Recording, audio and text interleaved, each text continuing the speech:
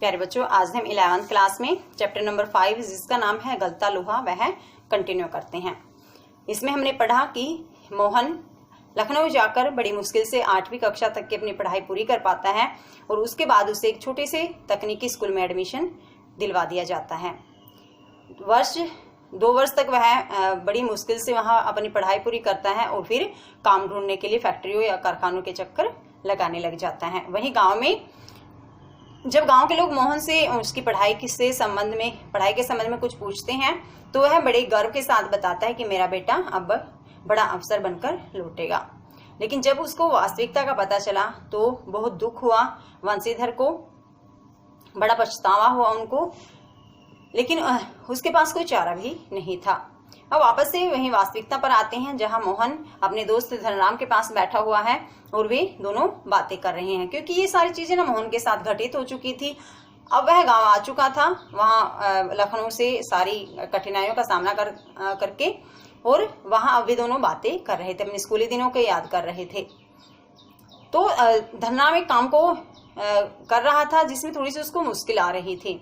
तो मोहन वहां अपनी भ्रांतियां यानी हंसुए लेकर गया था उनकी धार तेज करवाने के लिए।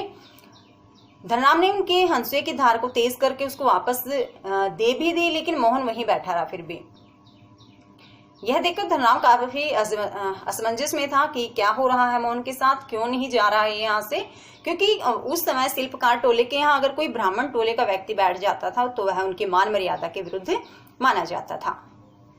तो इसको हम आगे कंटिन्यू करते हैं, देखते हैं उसके आगे क्या होता है। क्या मोहन वहां से चला जाता है या फिर वहां बैठकर धनराम के साथ ही बातें करता है। आगे देखते हैं हम आज का चैप्टर। धनराम ने भी एक दिन उनसे मोहन के बारे में पूछा था। धनराम यानी जो मोहन का सहपाठी था, उन्होंने एक बार मोहन के पिताजी से पूछा था मोहन के बारे में। घास का एक तिनका तोड़कर दांत खोदते हुए उन्होंने बताया था कि उसकी सेक्रेटेरिएट में नियुक्ति हो गई थी, यानी कि लघु सचिवालय में वह नौकरी लग गया है और शीघ्र ही विभागीय परीक्षाएं देकर वह बड़े पद पर पहुंच जाएगा। जैसे प्रमोशन करने के लिए फिर हम एग्जाम देते हैं ना, तो इसलिए कहा कि फिर वह और एग्जाम देगा और बड़ी पोस्ट पर पहुंच जाएगा। धनराम को त्रिलोक सिंह मास्टर की भविष्यवाणी पर पूरा यकीन था, ऐसा होना ही था। उसने सोचा, दांतों के बीच में तिनका दबाकर असत्य भाषण का दोष न लगने का संतोष लेकर वंशीधर आगे बढ़ गए थे, क्योंकि इस वक्त ना वो झूठ बोल रहे थे, क्योंकि अब इनका स्वप्न टूट चुका था और अब इनको सच्चाई का पता लग चुका था।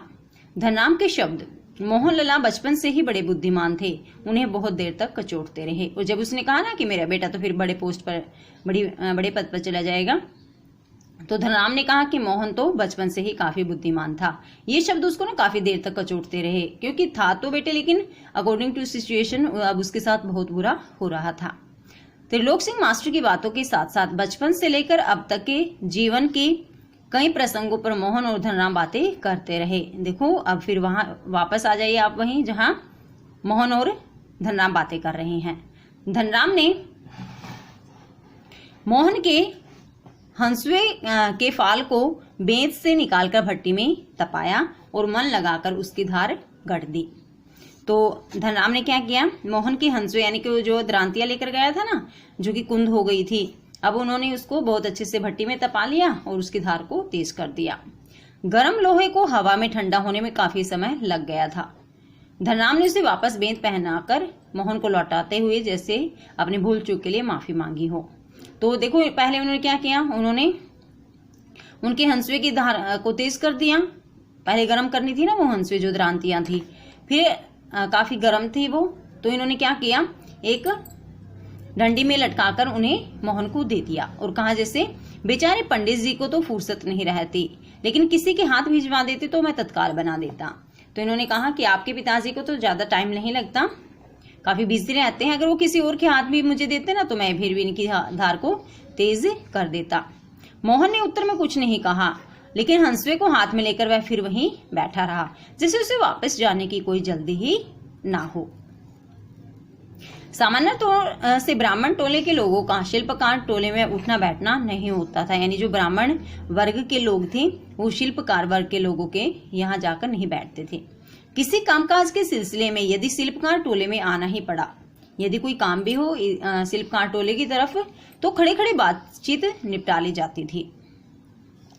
यदि ब्राह्मण टोले के लोगों को बैठने के लिए भी कहा जाए तो उनकी मर्यादा के विरुद्ध समझा जाता था। अगर उनको शिल्पकार टोले के लोग ब्राह्मण टोले के लोगों को बैठने के लिए कहते तो ये भी उनकी मर्यादा के मान मर्यादा की इज्जत के विरुद्ध माना जाता था। पिछले कुछ वर्षों से शहर में जा रहने के बावजूद मोहन गांव की इन मान्यताओं के से अपरिचित हो ऐसा संभव नहीं था।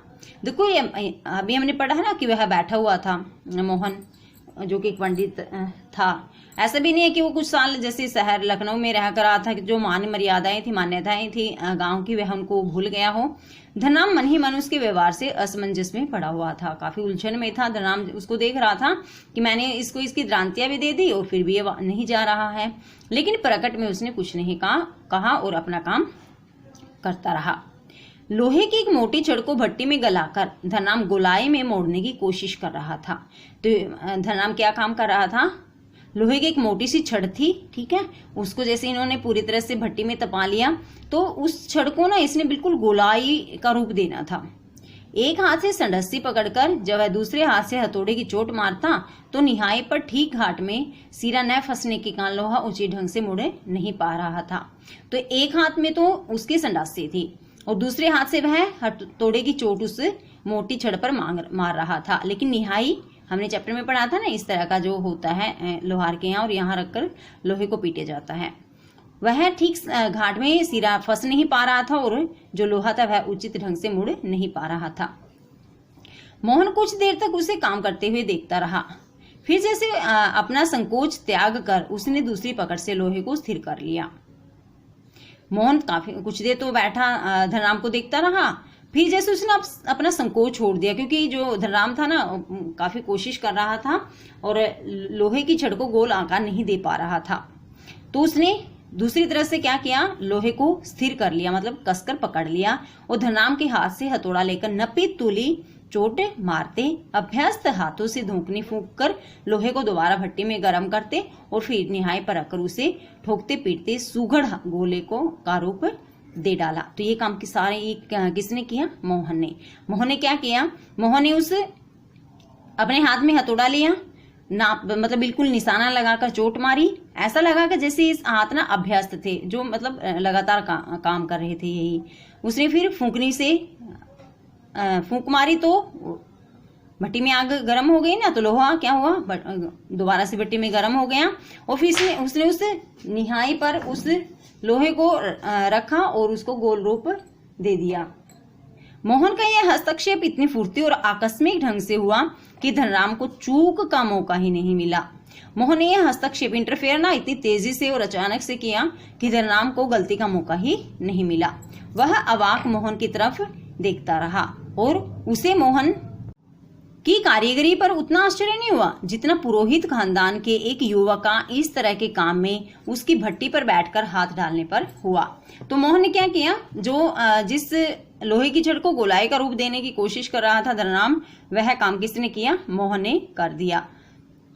तो धनराम को हैरानी इस बात से नहीं हुई कि इसने गोलाई का रूप कैसे दिया, बल्कि इस बात से हुआ कि इतना पुरोहित प्रसिद्ध परिवार का, पंडित परिवार का लड़का होकर भी वह उसकी भट्टी पर बैठकर उसने है कि लोहार का काम कैसे कर दिया।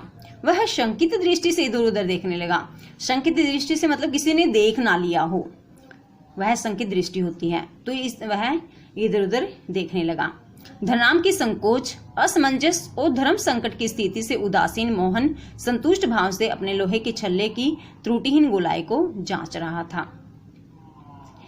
धनराम की संकोच और वह असमंजस में फंसा हुआ था, धर्म संकट अभी हमने पढ़ा। ये इस स्थिति से अनजान उदासीन होकर मोहन बिल्कुल संतुष्ट होकर जिस लोहे के छल्ले को उसने गोलाई का रूप दिया था ना, जिसमें कोई कमी नहीं रही थी, वह उसको देख रहा था। उसने धनराम की ओर अपनी कारीगरी की स्वीकृति पाने की मुद्रा में देखा। कारीगरी की स्वीकृति का अर्थ है कि वह उसकी तारीफ करे कि आपने तो बड़ा अच्छा काम किया है। उसकी आंखों में एक सर्जक की चमक थी, जिसमें न स्पर्धा थी और न ही किसी प्रकार की हार जीत का भाव। उस वक्त मोहन की आंखों में एक सर्जक, जो सर्जन होता है, ठीक है, उसकी चमक थी, जिसमें न तो किसी तरह की स्पर्धा थी, कंपटीशन था, और न ही किसी भी तरह की हार जीत का भाव। और ये देखो चैप्टर में हमारी ये फोटो है, इसमें दिखाई दे रही है। ये तो जो निहाई, ये क्या है, ये संडासी है। ये अभी जैसे हमने कल पढ़ा भी था, ठीक है। घन या घन बोला जाता है इसको। ये यहाँ भट्टी जल रही है, यहाँ ये जो है लोहा गर्म करते हैं। और इसके हाथ में देखो, मोहन के हाथ में क्या है, हथौड़ा है, इससे लोहे को पीटा जाता है। प्यारे बच्चों, हमने पढ़ा कि किस तरह से जो मोहन है वह धनराम के ऑफर पर ही बैठा रहता है, और जो धनराम जिस काम को करने में उसको थोड़ी सी कठिनाई महसूस हो रही थी, मोहन उसको बड़ी ही बारीकी से देखता है और बिना किसी संकोच के वह धनराम की मदद करता है। मतलब अपने आप ही वो सारा काम कर देता है जो धनराम नहीं कर पा रहा था। और धनराम यह देखकर बड़ा हैरान रह जाता है और चारों तरफ देखने लग जाता है कि किसी ने मोहन को यह काम करते हुए देखा तो नहीं। क्योंकि जैसे हमने चैप्टर के स्टार्टिंग में ही पढ़ा था, जातिगत हीनता उस वक्त ज्यादा ही थी। और मोहन लास्ट में फिर धनराम की तरफ वह गोलाई वाली छड़, लोहे की छड़ दिखाता है, ताकि मोहन उसको धनराम मोहन को ये कह सके कि तुमने ये काम बहुत अच्छा किया। तो प्यारे बच्चों, हमने इस चैप्टर से क्या शिक्षा ली? हमें इस चैप्टर से शिक्षा मिलती है कि कई बार हमारे जीवन में ऐसी भी परिस्थितियां आती हैं कि मनुष्य अपने आप को बहुत कमजोर महसूस करने लगता है, जैसे कि मोहन इस चैप्टर में था। लेकिन बहुत ही मुश्किलों का सामना किया उन्होंने, डटकर मुकाबला किया और हौसला नहीं छोड़ा, हिम्मत नहीं हारा वो, और अपने जीवन को काफी खुशहाल बनाकर उन्होंने व्यतीत किया।